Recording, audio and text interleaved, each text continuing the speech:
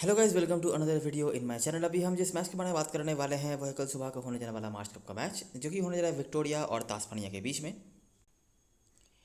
तो ये मैच जो है होने जा रहा है जंक्शन ओवल मेलबर्न में, जो कि विक्टोरिया का घर है। इसके पहले हम इस मैच की एनालिसिस स्टार्ट करें, अगर हम आज वाले मैच की बात करें तो मुझे लगता है काफ़ी डिसेंट गया होगा। सिर्फ मैकडरमॉट का ही हमने वो नहीं किया था, हमने सोचा था कि मैकडरमॉट को नहीं लेंगे बैटिंग फर्स्ट में, लेकिन वो उल्टा पड़ गया। लेकिन बाकी चीज़ें मुझे लगता है लगभग लगभग सही ही गई होंगी। अगर आपने ब्रायन को लिया होगा बैटिंग सेक्शन में तो और भी अच्छा गया होगा। ओवरऑल भी मुझे लगता है डिसेंट था, क्योंकि काफ़ी लोग स्पेशली रेस्ट्रिक्शन वाले साइड्स में जो हैं स्टिकटी को ड्रॉप कर रहे थे, और वो हमारे लिए काफ़ी unique captain vice captain material थे। ये मैच और भी अच्छा हो सकता था और अगर बॉलिंग सेक्शन में और ऑप्शंस होते, क्योंकि तब शायद हमारे लिए पंट्स और ज़्यादा अच्छे से निकल जाते। लेकिन जो भी है मुझे लगता है अच्छा ही गया होगा। लैंस मॉरिस का ही प्रेडिक्शन हमने किया था, उनको एनीवेज लोग ले रहे थे, तो चीज़ें बिल्कुल सही गई थी और मुझे लगता है ओवरऑल अच्छा ही गया होगा। मैं बहुत ज़्यादा तो अच्छा नहीं कहूँगा, क्योंकि अगर किसी ने फिलिपी को कैप्टन वाइस कैप्टन रखा होगा, या फिलिपी और मैकडरमॉट दोनों को रखा होगा, या बाकी चीज़ें भी सही रखी होंगी, तो हो सकता है आपके लिए उतना अच्छा नहीं भी गया हो। लेकिन मुझे ओवरऑल उम्मीद है कि अच्छा ही रिजल्ट गया होगा। ठीक है, तो स्टार्ट करते हैं इस मैच की एनालिसिस। पिछले सीज़न में तास्मानिया का सबसे बुरा परफॉर्मेंस था। ठीक है, हालांकि ओवरऑल भी वो उतना अच्छा तो नहीं करते हैं, लेकिन पिछले सीज़न में और भी बुरा परफॉर्मेंस उनका हुआ था और आखिरी पायदान पर उन्होंने ख़त्म किया था। उसके पीछे रीज़न क्या है मैं आपको आगे समझाऊंगा, जो अगर आप जो इंडिविजुअल परफॉर्मेंस देखें वो होगा। इस सीज़न में कुछ चेंजेस उन्होंने करे हैं, कुछ प्लेयर्स को उन्होंने इंक्लूड किया है। इनकी टीम में मेरे ख्याल से टूर्नामेंट की हाईएस्ट विकेट टेकर भी रहे थे तास्मानिया की टीम में, लेकिन कहीं ना कहीं कंसिस्टेंसी की कमी और वो एक प्लेयर के ऊपर डिपेंडेंसी की वजह से उनके लिए रिजल्ट अच्छे नहीं गए। और एक टाइम पर तो लग रहा था तास्मानिया अच्छा कर भी रहेगी, लेकिन वो नहीं कर पाए और एंड में ख़त्म किया उन्होंने ग्रुप स्टेज में। अगर हम विक्टोरिया की बात करें तो विक्टोरिया देखो एनीवेज उतनी अच्छी टीम कभी होती नहीं है। बॉलिंग हमेशा से इनके लिए प्रॉब्लम रही है। पिछले सीजन में जैक प्रेस्टविच को उन्होंने लिया था कोइंसिडेंट से, उन्होंने थोड़ा बहुत तो बेहतर करा था, लेकिन उतना कुछ खास भी नहीं। बैटिंग में भी कंसिस्टेंसी की कमी थी और अभी भी ये टीम काफ़ी यंग टीम दिखती है। पिछले 2 सीजन से भी ये चीज़ हमने नोटिस करी है, तो उसका रिफ्लेक्शन था। लेकिन फिर भी उन्होंने तास्मानिया से तो बेहतर परफॉर्मेंस करा है, लेकिन ऑब्वियसली इतना भी अच्छा नहीं था कि वो नॉकआउट तक जा सकें या फिर ऐसा कुछ बात बने। ठीक है, तो देखते हैं आगे क्या क्या चीज़ें हैं और किस चीज़ों के ऊपर हम यहाँ पे बात कर सकते हैं। जंक्शन ओवल मेलबर्न पे मैच होने जा रहा है, ये विक्टोरिया का जो घर है और मोस्टली यहाँ पे ही मैच होते हैं। एमसीजी में भी मैच होता है, लेकिन अगर 4 मैच खेलने को मिले मेलबर्न पे विक्टोरिया को, उनमें से एक मैच एमसीजी में होता है और 3 मैच जंक्शन ओवल में। वेदर क्लियर है, दिक्कत वाली बात नहीं है। अगर हम आखिरी 5 मैचों की बात करें तो यहाँ पे आपको विक्टोरिया आगे होती हुई दिख जाएगी 3-2 से। देखते हैं क्या है क्या नहीं है, वो आगे हम डिस्कस जब करेंगे पता चलेगा। अगर हम आखिरी 2 सीजनों की बात करें इस ग्राउंड पे तो अच्छे नहीं गए हैं विक्टोरिया का। अगर हम रिजल्ट देखेंगे तो होम मैचेस का कोई एडवांटेज वो नहीं निकाल पाए हैं उस तरीके से। पिछले सीजन में 3 मैचेस जो खेलने का मौका मिला उनमें से वो 2 हारे। उसके पहले वाले सीजन में 2 मैच जो खेले थे वो दोनों ही उनको हारना पड़ा। और ये मैंने बताया पहले ही कि तास्मानिया ने छठे स्थान पर खत्म किया था, विक्टोरिया ने तीसरे स्थान पर खत्म किया था। आप शायद इससे आपको लग रहा होगा कि क्या ही बुरा कर लिया होगा तीसरे स्थान पर उन्होंने खत्म किया, लेकिन ऐसी बात नहीं है। और उनका परफॉर्मेंस इससे काफ़ी बुरा था, लेकिन रियलिटी में इससे तो मतलब तीसरे स्थान से तो बुरा ही खेला है था उन्होंने, लेकिन बाकी टीम्स भी उतना अच्छा नहीं कर पाई, तो ऑब्वियसली वो यहाँ पे आपको दिख रहे हैं। पिछले सीजन के परफॉर्मर्स की अगर हम बात करें तो विक्टोरिया की तरफ से आपको 2 नाम मिलेंगे। मार्कस हैरिस है नाम है, मार्कस हैरिस और मैट शॉट। ये दोनों बहुत अच्छा परफॉर्म करके आए थे और नॉट आउट भी रहे थे, तो वो एवरेज ज़्यादा दिख रहा है। लेकिन बाकी किसी का भी उस तरीके से बताने लायक नहीं था, इंक्लूडिंग पीटर हैंड्सकॉम्ब जो इनके लिए सीजन परफॉर्मर होते हैं हर सीजन में लगभग, वो भी नहीं चले। ठीक है, तो ये 2-3 जो सीनियर प्लेयर्स थे उनमें से भी एक का परफॉर्मेंस नहीं आया, बाकी तो यंग प्लेयर्स ही रहे हैं, तो उनसे आप क्या ही उम्मीद रख लोगे। अगर हम तास्मानिया की बात करें तो आपको पता ही होगा मैकडरमॉट जो आज के मैच में आपने देखा था क्वींसलैंड के ओवर खेले थे, तो वो उनकी तरफ से थे। बाकी डोरान इनका काफ़ी बढ़िया परफॉर्मेंस था और काफ़ी अच्छा उन्होंने परफॉर्म करा था पिछले सीजन में, चाहे किसी कोई भी फॉर्मेट आप उठा के देख लो।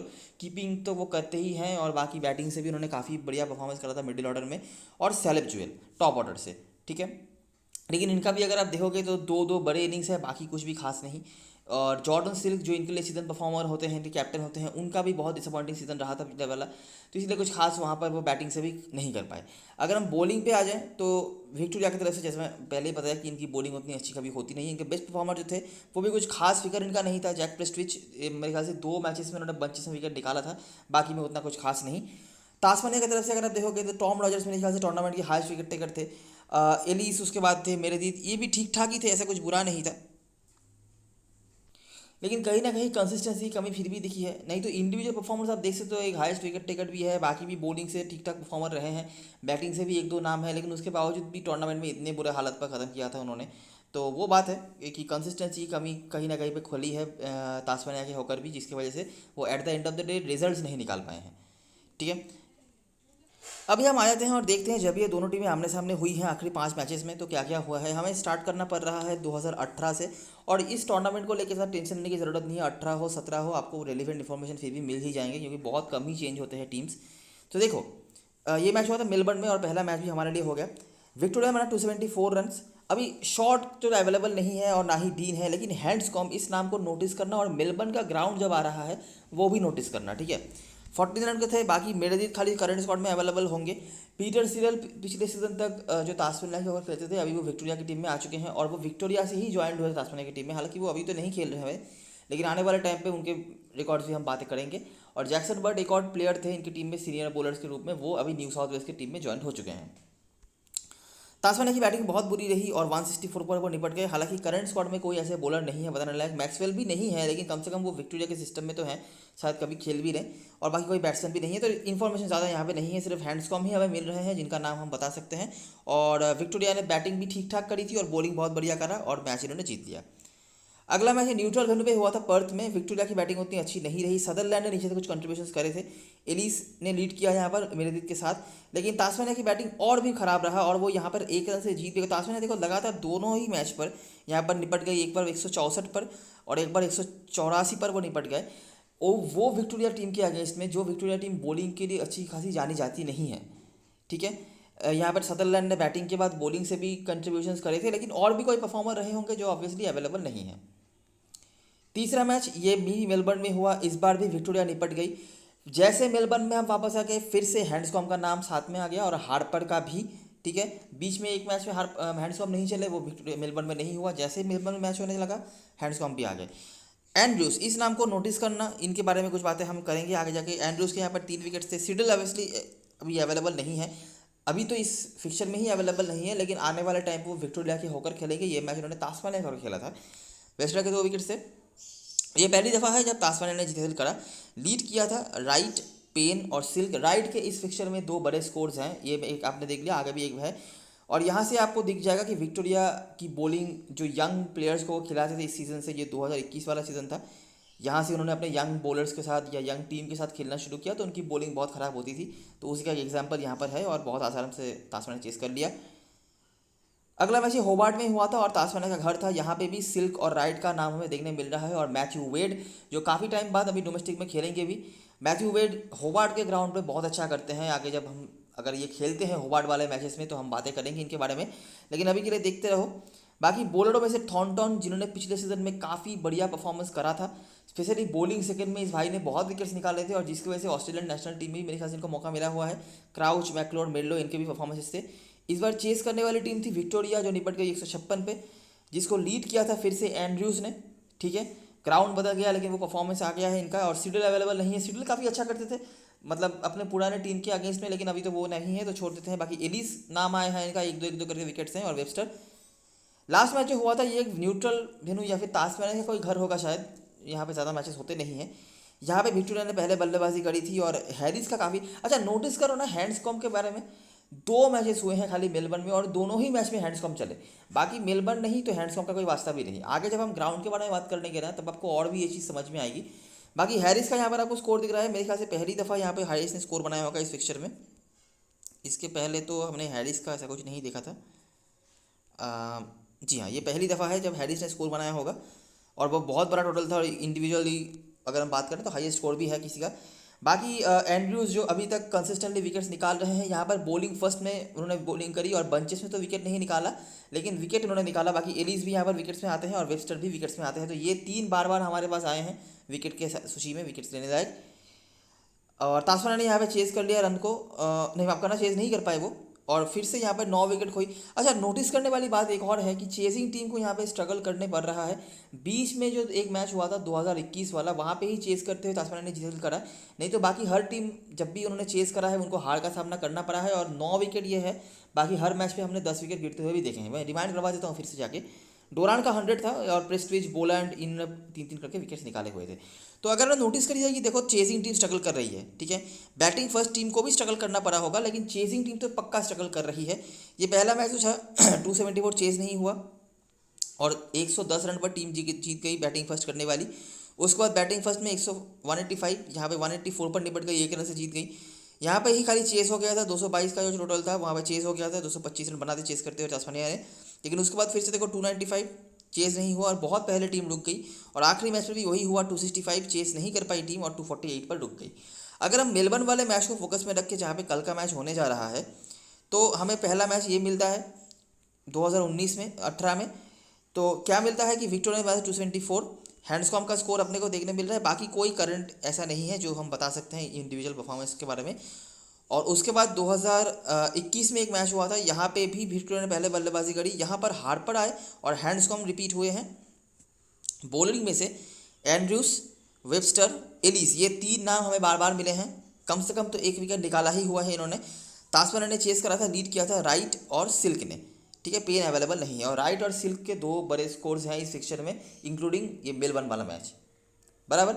तो ये सब चीज़ें हमें नोटिस करने मिल रही है इस फिक्चर से।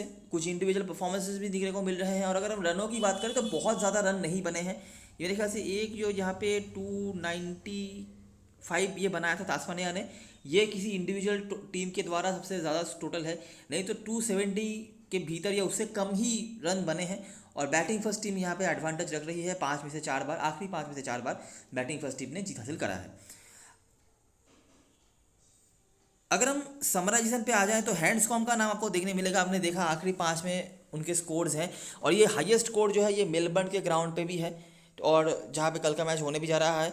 आगे आने वाले टाइम पे हम और भी ज़्यादा बातें करेंगे इनके बारे में, लेकिन अभी के लिए ये देखते रहो अच्छा परफॉर्मेंस रहता है इनका मेलबर्न के ग्राउंड के बाहर भी। ठीक ठाक है, खास नहीं लेकिन ठीक ठाक सा तो है। अगर बहुत दिक्कत नहीं हो तो इनको हम ले सकते हैं, लेकिन क्योंकि मेलबर्न का ग्राउंड है तो इंपॉर्टेंस इनका ज़्यादा हो जाता है। कैसे आगे बात करेंगे इनके बारे में। और बाकी बॉलिंग में कोई भी नहीं है, दोनों टीमों के बॉलर्स बदलते रहते हैं। लेकिन रिसेंट टाइम्स में एलिस, वेबस्टर और एंड्रूस तास्मानिया की तरफ से हमने देखा है जिन्होंने अच्छा करा है 3 मैचेस में लगातार, ठीक है। ये हो गई हेड टू हेड की बातें।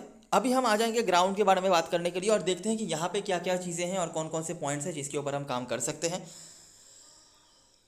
अगर हम इंडिविजुअलिटी पे यहाँ पे आ जाए तो हैंड्सकॉम जो वहाँ पे 49 के आसपास चल रहा था उनका औसत, यहाँ पे 69 के आसपास चल जाता है ग्राउंड में। और ये ऐसी चीज़ हमने हेड टू हेड में भी देखी है, दोनों मैच मिलाकर 130 के आसपास उन्होंने रन बनाया था। तो वही लगभग ऐसा ही कुछ उनका परफॉर्मेंस हेड टू हेड में भी था।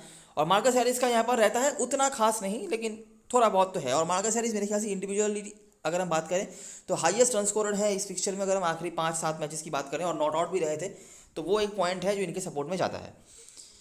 बॉलिंग पे कोई ऐसा नहीं है। तो देखते हैं यहाँ पर कैसे कैसे मैचेस हो रहे हैं और क्या ही कर लेते हैं हैंड्सकॉम कि उनका इतना बढ़िया परफॉर्मेंस चलता है। तो ये पहला मैच है, ये विक्टोरिया बनाम वेस्टर्न ऑस्ट्रेलिया का मैच हुआ था। काफ़ी कम स्कोर पर वो निपट गए थे। पेसर्स का ही यहाँ पर अपर हैंड रहता है, ज़्यादा कुछ ऐसे स्पिनर्स का देखने में मिलता नहीं है। लेकिन कुछ स्पिनर्स ने यहाँ पे एक अच्छा करा रखा है, जिनमें से मैट शॉट एक बॉलर हुआ करते थे जो ऑब्वियसली वो नेशनल टीम में खेल रहे हैं तो नहीं खेलेंगे, उन्होंने यहाँ पर विकेट्स निकाल के रखा हुआ है। टॉम एंड्रूज हमने देखा है और इसके अलावा रुवान था केलापोथा नाम के एक बॉलर थे जो विक्टोरिया की स्क्वाड में अभी भी हैं, मतलब कल के मैच के लिए नहीं है लेकिन आने वाले टाइम पे वो खेलते दिखेंगे। इन्होंने भी कुछ विकेट्स यहाँ पे निकाल कर रखे हुए हैं। तो जो हमें दिखने को मिल रहा है कि स्पिनर्स की तरफ से ऐसा कोई हेल्प तो ऑब्वियसली नहीं है, लेकिन अगर आप ज़्यादा स्पिन के ऊपर डिपेंड ना करें, अगर आप स्ट्रेटर लाइन्स पे बॉल करते हैं और लाइन लेंथ पे ज़्यादा डिपेंड करते हैं तो आपको विकेट्स यहाँ पे मिल सकते हैं, जो विकेट्स टॉम एंड्रूस ने भी एक मैच में निकाल कर रखा हुआ है। और आगे आने वाले टाइम पे जब हम मैचेस के बारे में बातें करेंगे तो आपको दिखेगा शॉट ने भी यहाँ पे विकेट्स निकाल के रखे हुए हैं। अच्छा, जो भी है, पेसर्स का अपर हैंड है और वेस्टर्न ऑस्ट्रेलिया ने चेस कर लिया बहुत आराम से, जहाँ पर मैकलूड जो कि अवेलेबल नहीं है, ये पुराना मैच है तो कोई भी इनमें से खेल नहीं रहे हैं, तो चेस हो गया, बहुत कम रन था और पेसर्स ही मोस्टली यहाँ पर विकेट्स निकाल रहे हैं। ये जो फाइनल था सेकेंड लास्ट सीजन का, वेस्टर्न ऑस्ट्रेलिया ने 225 रन बनाया था इनसे, जो कि चेस नहीं हो पाया था, ठीक है। फाइनल का प्रेशर भी था, लेकिन जो बताने लायक बात थी कि लेग स्पिनर जो थे यहाँ पे वो उन्होंने विकेट्स निकाला था। ऑब्वियसली ये दोनों टीम्स में से कोई भी हमारे काम के तो नहीं है, लेकिन जो हुआ था मैं बता रहा हूँ कि पेसर्स के साथ लेग स्पिनर अगर आपके पास है तो आप देख सकते हैं। बाकी कुछ नहीं भी लोग, यहाँ पर डार्सी शॉट ने विकेट निकाला था, जो भी लेग स्पिनर थे। ये मैच रेलिवेंट नहीं है, बस बताने के लिए कि लेग स्पिनर्स को यहाँ पर हेल्प मिल सकता है अगर आपके पास है तो। अच्छा, पिछले सीजन के मैचेस देख लेते हैं। तो पहला मैच हुआ था, ये 277 बनाया था न्यू साउथ वेल्स ने। टॉड मर्फी एक और स्पिनर जिन्होंने यहाँ पे विकेट्स निकाल के रखे हुए हैं बॉलिंग फर्स्ट में, और अभी तो ये काफ़ी एक्सपीरियंस भी बन चुके हैं, नेशनल टीम में भी आते जाते रहते हैं, टेस्ट टीम में स्पेशली। बैटिंग हैंड भी ठीक ठाक है इनका। मिडलो के 2 विकेट से, बाकी सदरलैंड और बोलैंड। विक्टोरिया चेज उन्होंने डकवर्थ लुईस के हिसाब से कर लिया था, जहाँ पर हैडिस के स्कोर से पुजअप्स की ज़्यादा मैच खेले नहीं हैं, और ये इंजरी की वजह से बहुत अनलकी रहते हैं। नहीं तो अब तक तो मेरे ख्याल से ऑस्ट्रेलिया नेशनल टीम में ये रेगुलर हो चुके होते। बहुत ही टैलेंटेड प्लेयर हैं और बहुत बड़ी इनिंग्स खेलने की एबिलिटी रखते हैं, लेकिन चलो जो भी है वो नहीं खेल रहे हैं। और यहाँ पे विक्टोरिया ने चेस कर लिया था, 29 ओवर का मैच खाली हो गया था, पता नहीं आगे जाके मैच होता क्या होता। लेकिन जो भी हो, हैरिस यहाँ से हमें को मिल रहे हैं, मर्फी, मेरलो, ये मेजर परफॉर्मर्स थे, और पेसर्स ने ज़्यादा से ज़्यादा विकेट निकाला, लेकिन मर्फी एक स्पिनर थे जिन्होंने 2 विकेट्स निकाले थे। अगला मैच विक्टोरिया बनाम वेस्टर्न ऑस्ट्रेलिया का मैच हुआ था, 274। हैंड्सकॉम्ब का score, shot Jeff Fraser McGraw available नहीं है और ना ही शॉट है। हैंड्सकॉम्ब देखो बीच में यहाँ पे शायद नहीं चले होंगे 1-2 मैच में, लेकिन जैसे चले 93 का स्कोर, पेसर्स का अपर हैंड। वेस्टर्न ऑस्ट्रेलिया की तरफ से मर्फी, मेरलो, सदरलैंड, ये 3 का नाम आपने ऊपर भी देखा था, यहाँ पे भी है। मर्फी बॉलिंग फर्स्ट में 2 विकेट था, बॉलिंग सेकंड करने आए 1 विकेट, और सदरलैंड, मेरलो यहाँ पे भी विकेट्स निकाल रहे हैं। ये था आखिरी मैच, ये 36 ओवर का मैच हो गया था। यहाँ पे भी हैंड्सकॉम्ब के स्कोर अपने को देखने मिल रहे हैं शॉट के साथ। 36 ओवर में 244 रन बहुत होता है, आपको समझ आ ही रहा होगा। पेसर्स का अपर हैंड है, वेस्टर्न ऑस्ट्रेलिया ने चेस कर लिया रन को। फिर से आपको मर्फी और सदरलैंड दिखते हैं, और प्रेस्टविच ने पिछले सीजन में बॉलिंग सेकंड में काफ़ी अच्छी बॉलिंग कराई थी, आपने देखा था उनका बेस्ट जो था 3 विकेट था एक मैच में, और यहाँ पे भी बॉलिंग सेकंड में उन्होंने 2 विकेट निकाला हुआ था। टोटल उनके 7 विकेट से उनसे 5 विकेट बॉलिंग सेकंड में, ठीक है। तो सदरलैंड, मर्फी यहाँ पे भी चले थे, और प्रेस्टविच यहाँ पर ऐड होते हैं, हालांकि वो अवेलेबल नहीं है तो छोड़ देते हैं इनकी बात। और वेस्टर्न ऑस्ट्रेलिया ने ये मैच जीत लिया था।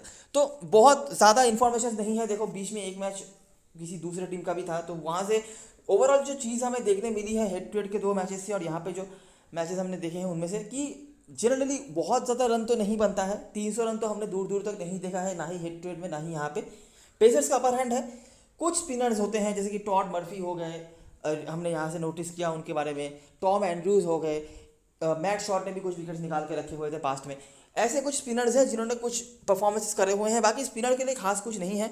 अगर आपके पास लेग स्पिनर है तो आप यहाँ पे कंसीडर कर सकते हो उनको, बाकी ऐसा कुछ बताने लायक नहीं है। कौन इंडिविजुअल परफॉर्मर्स में से मार्कस हैरिस आपने नोटिस करी होगी, उतना कंसिस्टेंट नहीं है, एक आध बड़ा इनिंग्स होगा उसके बाद शांत पड़ जाते हैं। पीटर हैंड्स को हम यहाँ पर अच्छा करते हैं। पिछले सीजन में भी 3 में से 2 बार उनके रन थे, और हेड टू हेड में भी 2 में से 2 बार उनके रन हैं। ऑब्वियसली पिछले सीजन में उतना अच्छा परफॉर्मेंस उनका नहीं था, एक ही मेरे ख्याल से अर्धशतक बनाया होगा उन्होंने ओवरऑल पूरे सीजन में, लेकिन ओवरऑल इनके रिकॉर्ड्स काफ़ी अच्छे रहते हैं। और अगर मैं रिसेंट जो हमने उनको काउंटी में भी खेलते हुए देखा है लेस्टर के होकर, वहाँ पर भी उन्होंने काफ़ी अच्छा परफॉर्मेंस करके रखा हुआ था, ठीक है।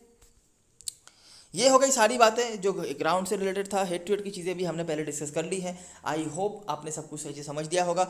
अभी हम बात करते हैं प्लेइंग 11 के बारे में। तो तास्मानिया के होकर विदरॉल्ड खेलने वाले हैं। विदरॉल्ड पहले खेलते थे साउथ ऑस्ट्रेलिया के होकर, कुछ खास ऐसा रिकॉर्ड इनका नहीं है, ठीक है। मैंने आखिरी जो 4-5 मैचेस इनके देखे हैं, इनको कुछ मैंने रन बनाते हुए ज़्यादा नहीं देखा। पिछले सीजन में तो बहुत बुरा परफॉर्मेंस था जिसकी वजह से टीम ने छोड़ दिया इनको, नहीं तो ये तो साउथ ऑस्ट्रेलिया के कोर में रहते थे, कोर जो उनको बनता था। सदरलैंड से इनको बहुत दिक्कत है, सदरलैंड इनको 2-3 बार आउट करके रखा हुआ है, और 31 इनका हाईएस्ट स्कोर है आखिरी, अगर हम 4-5 मैचेस की बात करें अगेंस्ट विक्टोरिया। उसके बाद सेलेब ज्वेल हैं, कुछ ऐसा रिकॉर्ड इनका भी नहीं है। जॉर्डन सिल्क ने बड़े स्कोर्स बना के रखे हुए हैं, 2 बड़े स्कोर्स इनके हैं। जैक टोरान ज़्यादा रिकॉर्ड नहीं है, लेकिन पिछले सीजन के फॉर्म को अगर वो कंटिन्यू कर पाते हैं तो वो फॉर्म उनका बहुत बढ़िया था। बाउ वेबस्टर बॉलिंग से बहुत इंपॉर्टेंट रोल प्ले करते हैं, और वही बात है कि स्पिनर हैं, हेल्प तो शायद ना मिले लेकिन उन्होंने विकेट निकाल के रखे हुए हैं। बाकी बैटिंग से तो वो कंट्रीब्यूट कर ही देते हैं, और काउंटी सर्किट में हमने उनको खेलते हुए देखा था, ठीक ठाक फॉर्म पे ये भी थे। लॉरेंस नील्सवेथ बहुत टैलेंटेड बॉलर है। सेकंड लास्ट सीजन में इन्होंने बहुत बढ़िया परफॉर्मेंस करा था, स्पेशली शेफील्ड शील्ड के टूर्नामेंट्स में, लेकिन पिछले सीजन में इंजरी के चलते वो कुछ खास कर नहीं पाए थे। लेकिन बहुत ही टैलेंटेड एक बॉलर हैं, और बैटिंग हैंड भी ठीक ठाक है। तो अगर खेलते हैं आप इनको ट्राई कर सकते हैं। मुझे नहीं पता किस तरीके के मोमेंटम के साथ वो आएंगे, लेकिन हाँ इनके पास पोटेंशियल बहुत ज़्यादा है। रेड बॉल क्रिकेट में इन्होंने बहुत अच्छा करके रखा हुआ था। बिली स्टैनलेक मेरे ख्याल से 2-3 साल बाद अभी इनको मैं खेलते हुए देख रहा हूँ, पता नहीं क्या हुआ था इनके साथ, इंजरी थी क्या था, लेकिन डोमेस्टिक सर्किट में तो नहीं खेले थे। अभी फिर से इनको हम खेलते हुए देख रहे हैं। क्या ही बताऊँ मैं इनके बारे में, अच्छा बुरा कुछ नहीं है। ऐसा नहीं है कि उम्र हो चुकी है, यंग ही है मतलब क्रिकेट के कंपैरिजन में, लेकिन फिर भी पता नहीं क्या हुआ था, कुछ रिकॉर्ड इनके पास नहीं, इनके बारे में नहीं है हमारे पास। उसके बाद राइली मेरेदिथ, पैडी डूली और रेनबर्ड ये नाम है। तो आप नोटिस कर सकते हैं कि बॉलिंग यूनिट में तास्मानिया की तरफ से ऐसे ऐसे प्लेयर्स हैं जिनके बारे में कोई भी खास इन्फॉर्मेशन हमारे पास नहीं है रिकॉर्ड्स के मामले में। लेकिन अगर मैं डोमेस्टिक परफॉर्मेंसेस के बेसिस पर बात करूँ तो सैम रेनबर्ड एक ट्राइबल ऑप्शन है। इनके पास यूनिक एंगल भी होता है लेफ्ट आर्म मीडियम पेस का, और लॉर्ड स्मिथ का तो मैंने बता ही दिया। और मेरेदीथ मेरे ख्याल से कोई किसी को ले ना ले, मेरेदीथ को शायद लेंगे लेंगे ज़रूर। कोई रिकॉर्ड इनका भी नहीं है वैसे तो, लेकिन अभी जो सीनियर बॉलर्स में से हैं उनमें से यही बचे हैं, बाकी कोई नहीं है। तो यहाँ से जो जो प्लेयर्स हमारे टीम में होंगे, ज़्यादा रिकॉर्ड्स वाले प्लेयर्स नहीं हैं, आप नोटिस कर सकते हो जिनके रिकॉर्ड से। उनमें से अगर हम देखेंगे तो देखो जॉर्डन सिल्क होंगे, ठीक है। मेरे ख्याल से वेड सबके टीम में होंगे कीपर सेक्शन से। अगर कोई एक कीपर भी ले रहा होगा तो वेड होंगे। वेड का एक ही स्कोर था, बड़ा स्कोर, वो होबार्ट में था। उसके बाहर तो उन्होंने ना तो खेला है ना तो उनके रिकॉर्ड्स हैं। अगर दिक्कत नहीं है तो ले लो, लेकिन मैं बहुत ज़्यादा अगेंस्ट भी नहीं हूँ, बहुत सपोर्टिव भी नहीं हूँ, क्योंकि सामने वाली टीम की बॉलिंग उतनी खास एनीवेज नहीं है। तो वेट को अगर आपको स्पेस का इशू नहीं हो रहा है ले सकते हो, ठीक है। अभी के लिए हम इनको पकड़ कर चलते हैं। और डोरान को मैं कहूँगा लेकर चलो, क्योंकि ये कीपिंग के पॉइंट्स भी आपको देंगे और पिछले सीजन में काफ़ी अच्छे फॉर्म पर वो दिखे थे। उसके बाद वेस्टर्न तो ये चार आप अपने कोड के साथ चल सकते हो। इसके साथ जिनको आप ऐड कर सकते हो वो है लॉरेंस नील स्मिथ और मेरेदीथ। टॉम एंड्रूज को हमने सक्सेसफुल होते हुए देखा था इस टीम के अगेंस्ट में। अभी वो थे right arm off spin bowler, उनके जगह पे जो आ रहे हैं डूली, वो है left arm off spin bowler. तो लाइक टू लाइक चेंज तो नहीं है, लेकिन हाँ एक ऑप्शन ये भी बने रहते हैं। अगर आपको एक स्पिन ऑप्शन देखना है वेस्टर के साथ तो वो बने रहते हैं। खास कुछ परफॉर्मेंस मैंने इनको भी कभी करते हुए ऐसा दिखा नहीं है कि किसी फॉर्मेट में, तो शायद मैं अपने टीम में मौका ना दूं। लेकिन हाँ अगर आप देखना चाहो देख सकते हो। तो चार प्लेयर्स का जो कोर है, सिल्क, वेड, डुरान डुरान हाँ डुरान और वेस्टर, ये चार हैं। इसके साथ जो प्लेयर्स एडेड हो सकते हैं वो है मेरेदीथ, लॉरेंस नील स्मिथ, और यहाँ पे किसी एक और बॉलर को अगर आप देखना चाहते हो देख सकते हो। यहाँ पे किसी का भी देखो रिकॉर्ड तो उतना कुछ खास नहीं है। थोड़ा सा तो रिस्की होगा ही तास्मानिया के प्लेयर्स की तरफ से सिलेक्ट करना, क्योंकि कुछ चीज़ें चेंज हुए हैं बॉलर्स की तरफ से। स्पेशली कुछ प्लेयर्स ऐसे हैं जो रेगुलरली खेलते नहीं थे, और जो खेलते थे उनके रिकॉर्ड्स नहीं थे, तो इसीलिए थोड़ा सा रिस्की होगा ही। लेकिन अभी जो है वो है, और जिस चीज़ों के ऊपर हम बात कर सकते थे वो मैंने बता दिया। अभी बात करते हैं विक्टोरिया की तरफ से। तो अच्छा, यहाँ पे जो बेंच पे जो प्लेयर्स होंगे इनमें से ब्रैड होप एक ट्रायबल ऑप्शन है। अगर वो खेलते हैं तो काफ़ी जेन्युइन ऑलराउंडर हैं, अगर वो खेलते हैं तो देख सकते हो। और राइट के रिकॉर्ड्स हैं इस फिक्चर में, तो वो भी आपने देख लिया होगा। विक्टोरिया की तरफ से बात करें तो सैम हार्पर और मार्कस हैरिस ओपनिंग कर सकते हैं। उसके बाद पीटर हैंड्सकॉम, टॉम रॉजर्स, ये दूसरे टॉम रॉजर्स हैं वैसे तो, ये बॉलर वाले नहीं है, बैट्समैन वाले हैं। Campbell Kellaway, Jonathan Merlo, Todd Murphy, Sutherland, Fergus O'Neill, Sam Elliott और स्कॉट बोलैंड। इनमें से जो प्लेयर्स आपके लिए बहुत इंपॉर्टेंट होने वाले हैं, कीपर सेक्शन में सैम हार्पर बहुत इंपॉर्टेंट हैं। वो विक्टोरिया के ग्राउंड पे अच्छा करते भी हैं, और अगर मैं रेड बॉल क्रिकेट की बात करूं वहाँ पे भी उन्होंने काफ़ी अच्छा करके रखा हुआ है। और आपने देखा था कि एक मैच जो उन्होंने खेला था मेलबर्न के ग्राउंड पे, विक्टोरिया के ग्राउंड से मैंने बताया मेलबर्न का ग्राउंड, तो वहाँ पर भी उन्होंने अच्छा करा था। मार्कस हैरिस, अगर स्पेस का इशू नहीं आ रहा है ले लेना, कंसिस्टेंट नहीं है लेकिन जिस दिन चलते हैं काफ़ी लंबा खींच सकते हैं। इस ग्राउंड पे ठीक ठाक सा रिकॉर्ड है, बहुत हाइप करने वाला कुछ नहीं, लेकिन हाँ लेने लायक तो है। हैंड्सकॉम बहुत बढ़िया रिकॉर्ड है, और कीपर सेक्शन में हमारे लिए दूसरे ऑप्शन यही बनेंगे। और मेरे लिए इस मैच में मुझे लगता है कि चारों के चारों जो कीपर्स हैं चारों ही लेने लायक हैं। अभी ये आपको देखना पड़ेगा कि आप किसको ड्रॉप करने का रिस्क लेते हो और वो सक्सेसफुल होता है या नहीं। लेकिन लॉजिकली तो ये हैरिस और हैंड्सकॉम यहाँ से लेने लायक है, ऊपर का तो मैंने बता ही दिया। उसके बाद बैटिंग सेशन में होंगे Tom Rogers, Thomas Fraser Rogers, ये ओपनिंग भी कर सकते हैं, वो तो आपको लाइनअप आने बाद पता चल जाएगा ये किस पोजीशन पे खेल रहे हैं।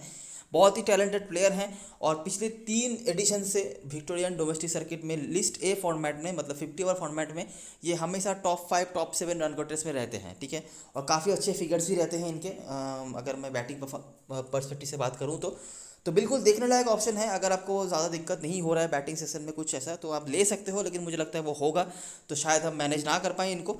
उसके बाद जोनाथन मेरेलो, रिकॉर्ड्स अच्छे हैं बॉलिंग से, स्पेशली बैटिंग हैंड इतना अच्छा नहीं है। सेकंड लास्ट सीजन में तो उन्होंने तबाही मचा दी थी, लेकिन उसके आसपास भी नहीं दिखे थे पिछले सीजन में। तो देखना पड़ेगा क्या होता है। टॉड मर्फी एक और बहुत इंपॉर्टेंट प्लेयर हो सकते हैं आपके लिए, और टीम के फ्रंट लाइन स्पिनर भी होंगे, विकेट्स में रहते हैं। बॉलिंग फर्स्ट में भी विकेट लिया है, बॉलिंग सेकंड में विकेट लिया है, और अभी तो एक्सपीरियंस भी ज़्यादा हो चुका है इनके पास, बैटिंग भी थोड़ी बहुत कर लेते हैं। सदरलैंड मस्ट हैव है, इनको छोड़ नहीं सकते। उसके बाद जो प्लेयर्स हैं Fergus O'Neill, Sam Elliott, Scott Boland, इनमें से फर्गस ओनिल बिल्कुल देखने लायक ऑप्शन है।